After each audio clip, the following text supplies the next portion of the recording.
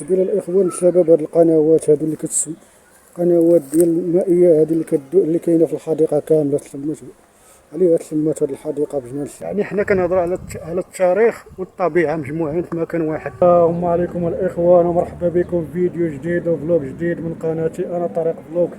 كما شفت الخوت في المينياتور، حنايا دابا غادي نمشيو واحد من اقدم واجمل المنتزهات في مدينه فاس وفي المغرب، اللي كنعتبروا انايا منتجع جنان السبيل. كما كتشوفوا انا الخوت، انايا في ساحه بوجلود.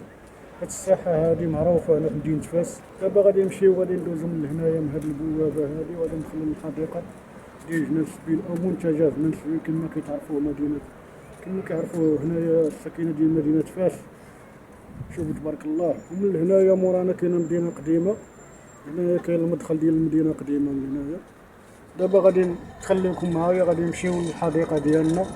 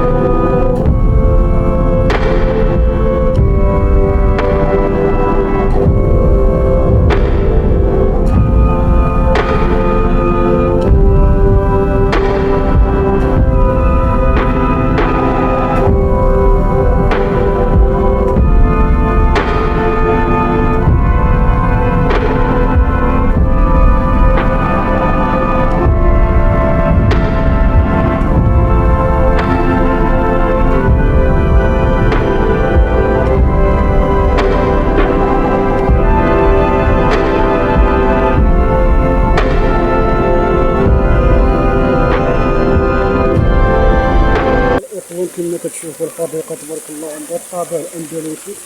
كما كتشوفوا تبارك الله، شوف كما كتشوفوا هذا هو الطابع الاندلسي. شوفوا تبارك الله، شوفوا الحديقه شحال مفتوحه تبارك الله.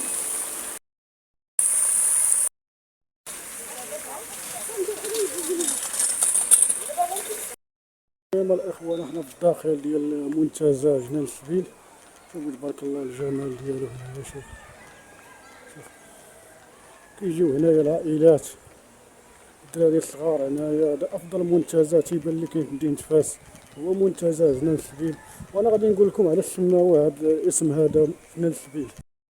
بالنسبه للاخوان الشباب، هاد القنوات هادو اللي قنوات ديال المائيه هادي اللي كاينه في الحديقه كامله تسمات عليها، تسمات هاد الحديقه بجنان السبيل.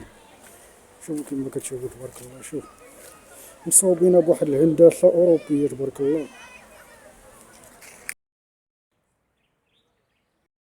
الحديقة الخوت تأسست في 1979 من طرف السلطان العلوي، وكانت تابعة سميتو العائلة الملكية، وحاليا دابا ولات عامة.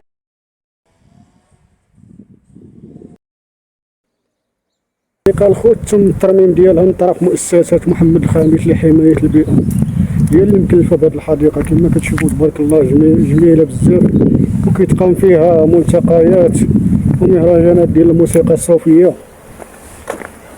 حيت فاس معروفة بهذا النوع ديال الموسيقى الصوفية. الحديقة الخوت هي اللويزة والزعترة.